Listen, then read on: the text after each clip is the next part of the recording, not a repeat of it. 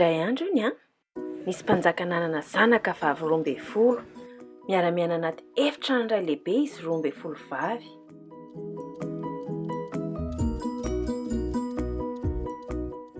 Saro-piaro be amin'ireo zanan'ireo ny mpanjaka ka tsy navelany voakaly izany ireo zanany vavy ireo.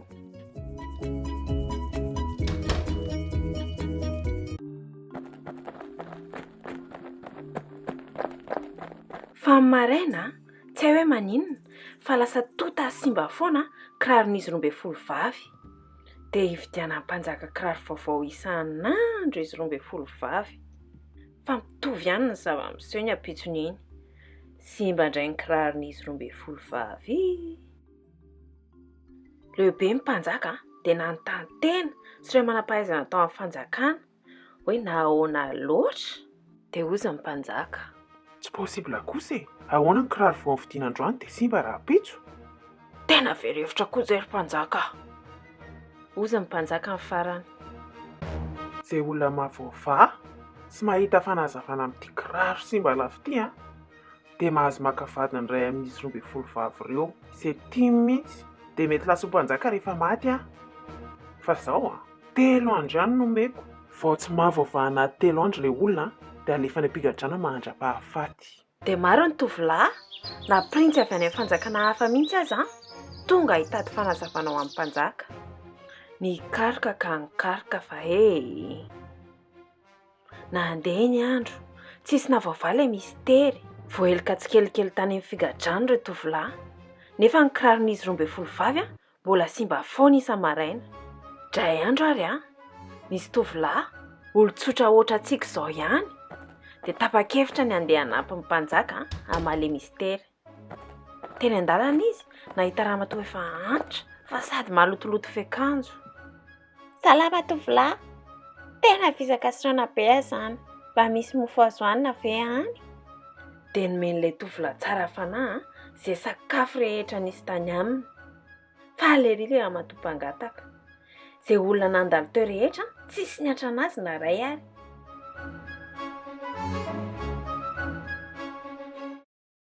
Ka hosorana anazy dia nomena akanjo mazika ilay tovolahy. Ty akanjo ty nomeko anao. Akanjo mazika izy ty vao anaovanao io tonga dia tsy hita intsony ianao.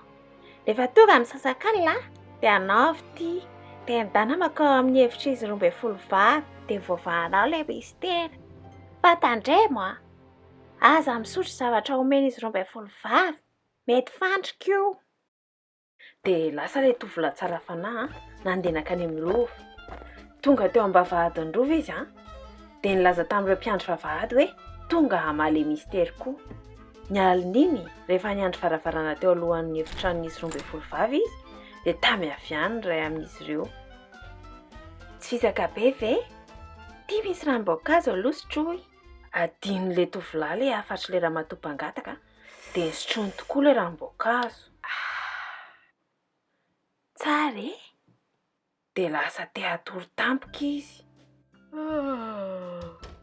Dia tena natory niesona tsara mandra maraina.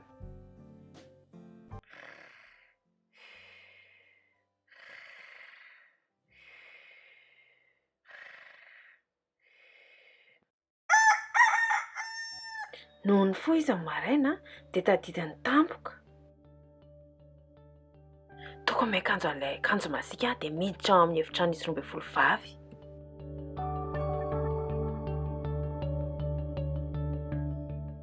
Ny alina faharoa mbola niamina teo alohan'ny efitran'izy 12 vavy ihany ilay tovolahy dia nisy iray tamin'izy ireo hafa indray nanolotra azy ranom-boankazo. Reraka ilay tovolahy tsangana teo elabe ka tonga dia narapany ilay ranom-boankazo. Dia mazava ho azy tafatony indray ny alina iny. Rehefa fo iny izy maraina izay vao tena tadidiny.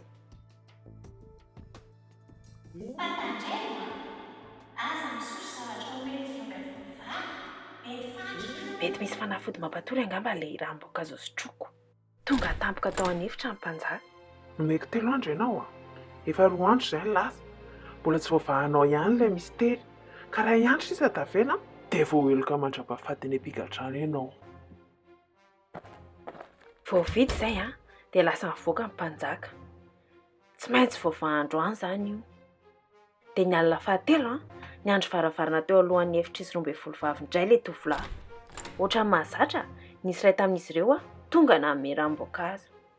Fa efa fantatra ilay tovolahy ilay tetika dia niraisy ny vera sy nisaotra izy dia rehefa lasa ilay Printsesy dia nariny ilay ranom-boankazo. Tonga ny alina, efa ho misasak'alina ka nanaovana aingana ilay akanjo mazika.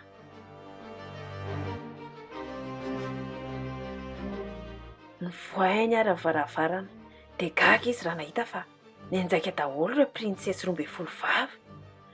Ny volo efa vita, ny akanjo efa voapasoka miaraka amin'ny kiraro vaovao nividiana androany. Tanao hoe jereo raha mbola ao ilay mpiandry varavarana. Dia lasa indray nanamarina hoe ao sa tsy ao. Dia nisy Printsesy iray nieny tamin'ny rindrina hoe tena matory ve. Tsy maintsy nanao feo miesina ilay tovolahy.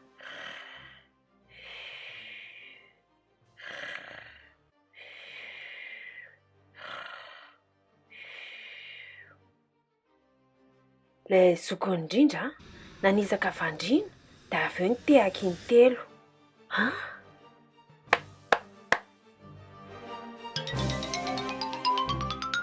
Nisy totohatra mipotra tampoka teo, naika tsy nino ilay tovolahy. Dia lasa nidina tsirairay avy izy 12 vavy. Dia nanaraka koa ilay tovolahy.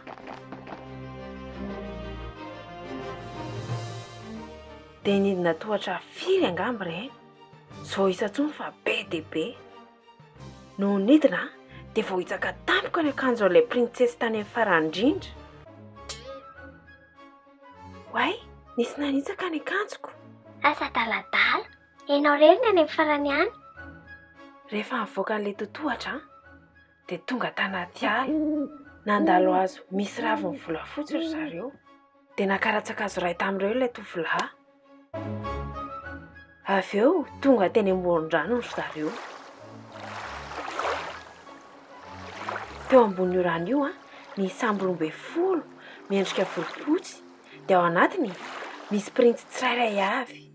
Niditra tao amin'ilay sambo tsirairay avy ry zareo 12 vavy. Dia niditra tamin'ilay sambo farany ilay tovolahy. Ohatran'ny mavesatra be izany sambo izany androany. Ohatran'ny hoe olona 3 izany tsika ny ato. Sa ve diso Izay indrindra fa mirediredy. No nitafy-pitany rano ry zareo dia nisy trano lehibe teo. Nisy fety tao anatiny. Feno olona nandihy tao amin'ilay trano.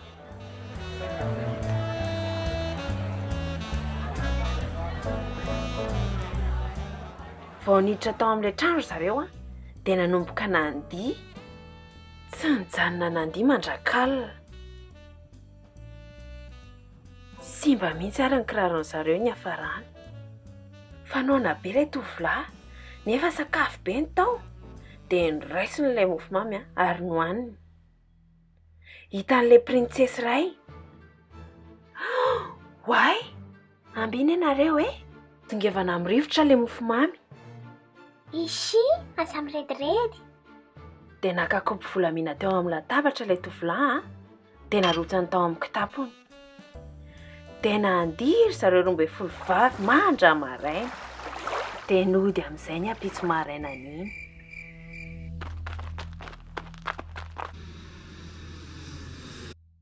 No nitavaverina tao amin'ny trano mpanjaka, simba ny kiraron'izy rehetra. Faly ery ilay tovolahy fa fantany amin'izay izao momba an'ilay misiteran'ny kiraro simba lava. Afaka adiny iray tarinan'izay, tonga amin'ny mpanjaka. Tovolahy tonga ny ora. Voavahanao ve ilay mistera sa tsia? Dia nolazainy ny mpanjaka daholo ny zava-niseho hitany. Tsy nino tamin'ny voalohany ilay mpanjaka fa noho ny nampiseho an'ilay ratsan-kazo volafotsy sy kaopy volamena dia nino ihany.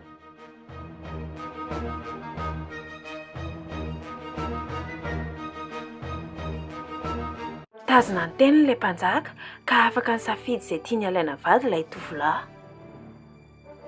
Ilay zanaka faravavin'ny mpanjaka ny safidiany. Tezitra ihany nefa ireo Printsesy ihany moa satria tsy afaka mivoaka ny trano intsony manomboka eto. Fa alery ilay tovolahy tsara fanafa nahazo ny tiany. Vita tompoko! Dia izay izany rankizy tsy mila mandaingalainga fa tsy maintsy ho fantatra foana ny marina. Dia mila tsara fanahy amin'ny olona rehetra na mpangataka aza. Tsy mila mandray iray sakafo avy amin'olo tsy fantatra.